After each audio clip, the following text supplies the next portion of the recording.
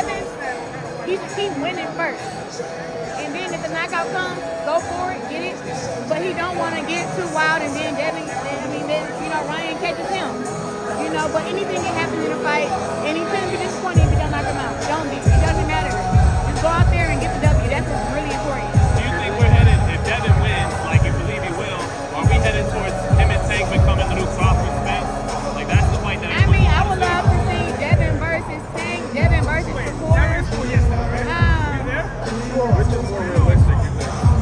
Which fight is more realistic? I think Devin and Shakur is more realistic. I feel like that fight is more realistic.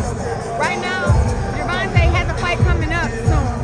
I don't know if it's next month or month after that, but I think that it should be next. It should be Shakur and Devin. Did you see Shakur and Gervonta going at it yesterday?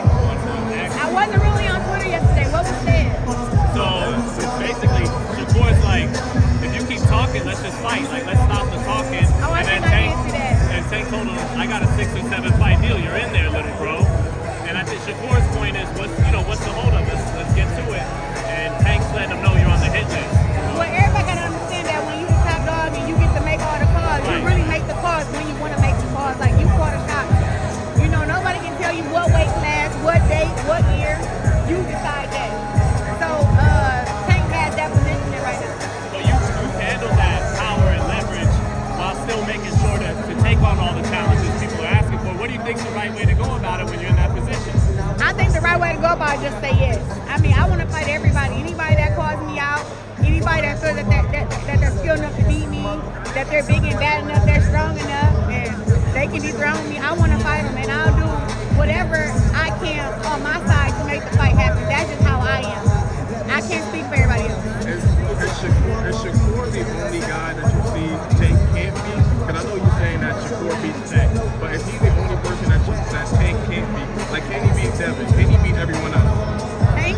Yeah. Because I know you're taking Shakur over. So, how I have my list, Shakur first, Tank second, Devin, and then everybody else. So, Devin is my top 3 in that weight class. And like I say, anything can happen, but how strong Tank is, I don't know if Devin will be able to withstand that or be able to keep, even though he's very skilled and very fast. But when you say that, couldn't we say the same thing for Shakur? Like Nah, because you ain't seen Shakur how I seen Shakur. That's a fact. No That's all I'm saying. Like, I've watched Shakur spar again, spar 30, I'd say 25 rounds, and he went from weight classes from guys who were as small as 115 all the way up to 178 in Colorado Springs. So I have sparred Shakur twice. How'd that go? It went very physical. Was that like the most that you had to use your brain in there? Because we think so much. No, actually, when I sparred against Shakur, I was going forward a lot and cutting off the ring, so he really was in there, standing there banging with me. And I hit him with a very hard bite shot that pissed him off. And he just got the going. Like, I think all gender and everything went out the window. I'm like, And I be like, Shakur, he's strong and he's fast and he's like, right now, I used to say that I was the most disciplined fighter in the game. But the way that Shakur has switched it up, I feel like he's more disciplined than me now. Yeah. Claressa Bonner about 150? Huh? You heard anything back home? I don't even speak on people like that. No airtime? No airtime for Shakur? But we all want to see that fight. I don't know what fight you want to see with somebody that fights at 130. I don't understand it. Come on, man. That's something you should be asking her, not me. She move up, I'm there. She don't, I'm going for my 4th division in my next fight. How many divisions has she won?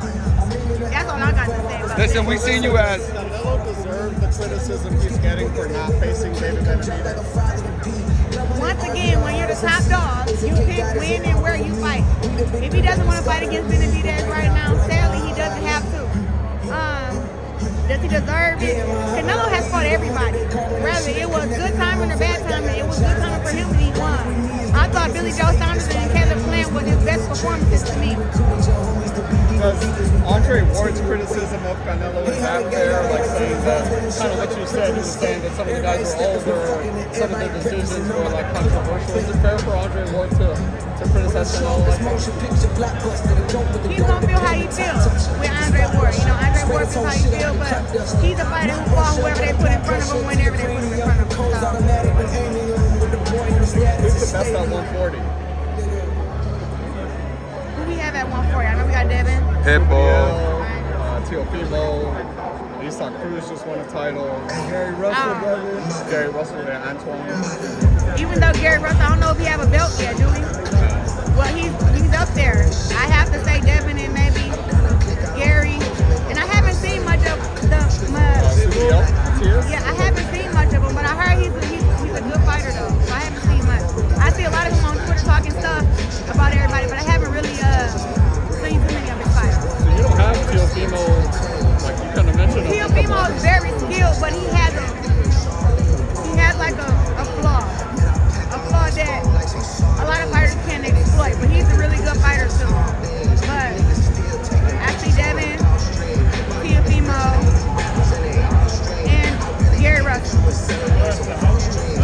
Weight affects the fight tomorrow night. How do you think fights are going to improve it? I mean, it's 3 pounds. I'm sorry. I don't think it affects the fight any. I mean, if I'm going to fight the same at 154 or 157, I mean, I'm still going to go in there. I won't be as drained. I may have a little bit more, you know, gas in the tank for a round or 2, but I don't think nothing will change. You think it's unprofessional for Ryan? No, it's definitely unprofessional. When you're fighting for a world title, you're talking to somebody who got 13 world titles. And I've never missed weight, and I've been in 3 different divisions. And I went as low as 154, and I'm a big girl.